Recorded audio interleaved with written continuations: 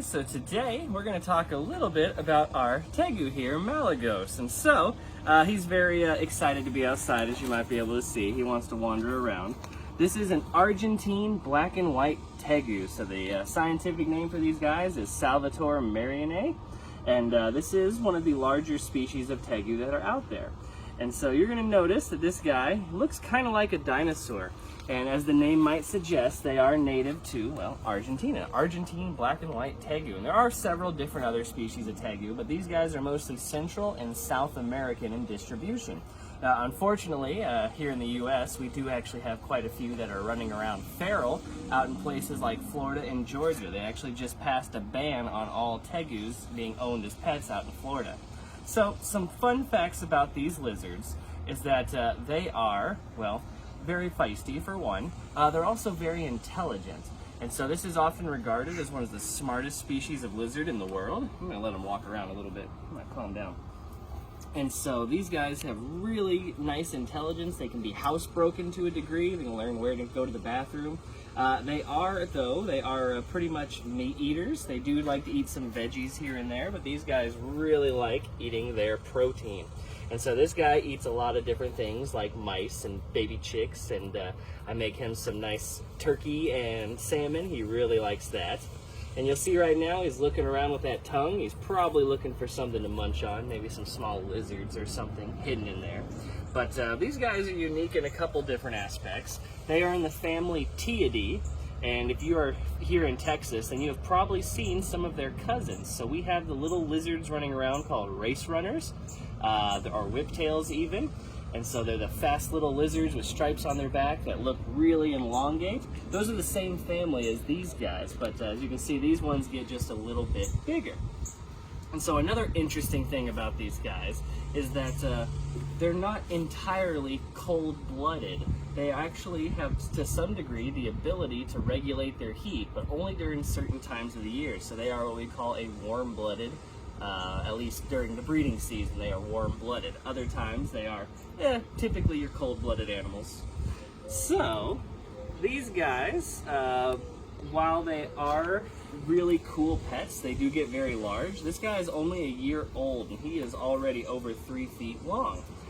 We've only had him for not even that entire, but 9 months of that 3 year, and he has grown from about that big to that big, and he's not done growing yet. So a lot of people like to get these guys as pets.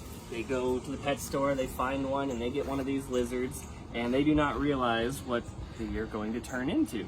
These guys have huge home requirements. Right now, he is in a 200-gallon aquarium, which is longer than I am tall, and that's not even his forever cage. That's still his growing cage. So once he gets a little bit bigger, we'll probably actually put him in an outdoor enclosure where he can roam around. These guys do brumate during the year, which means they basically kind of hibernate whenever it gets cold. We decided not to brumate him this year, so he would get a little bit bigger. Oh no, Buckwheat! A guest star yet again. Oh, Buckwheat, you better get out of here. This guy is not going to be very friendly towards you.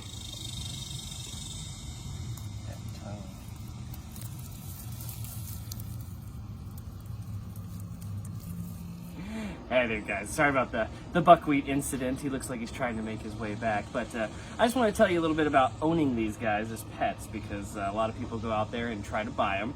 I had told you that they do get very large and they do grow very quickly, and that buckwheat is coming right back over here. Cat, get out of here. Goodness. You're making the blooper reel, buckwheat. No! No, this lizard will fight you.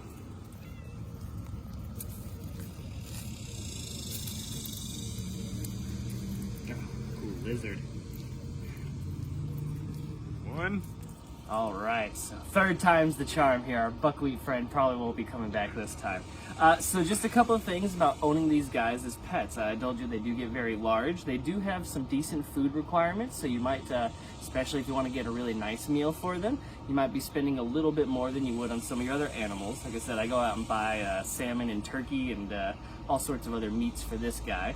But when you do go buy a Tegu, there is something you should always look out for. When they are at a pet store, sometimes they have what's called a gold Tegu. And you're like, ooh, it's going to look like this, but gold. Well, it's actually a different species, and gold tegus are not anywhere near as friendly as the black and white tegus are. The black and white tegus can learn behaviors pretty well, and they tend to get used to people. Gold tegus, not quite the same, so don't make that mistake. These guys, when they're little babies, they are also very bright green on their head, which makes them look kind of pretty. And you can find different morphs of these guys, like blue tegus and purple tegus. Don't be surprised or shocked when you see those. Blue tegus and purple tegus are the same thing, just slightly different colors on them. And so, this little guy is very active today. I was hoping after feeding him he would settle down, but he seems to be very interested in moving around. These guys do have some pretty sharp teeth to them, so if you do get bit, it's not so bad when you're a baby, but when they start getting this size, they can do a pretty decent bite on you. He bit me once as a baby on my ear. I was letting him crawl on my head, and he really just liked my earlobe there, so he latched onto it. It didn't really hurt, but it did draw blood. And so if you do get these guys, oh, he is just in a mood to move today. I think one of my favorite things about them is that tongue that they're always just flicking out like that. Which, if you watch the little race runners and stuff, they do the exact same thing. So you can definitely see how they're related in that regard. If you do end up getting one of these, there's something you should know about lighting for them.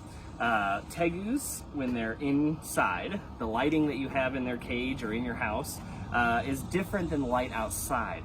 And so tegus can actually get a little bit more ornery when they go outside because they perceive you differently. So the vision that they have is drastically different than when they're inside, so that is enough to make them kind of scared of you for a while.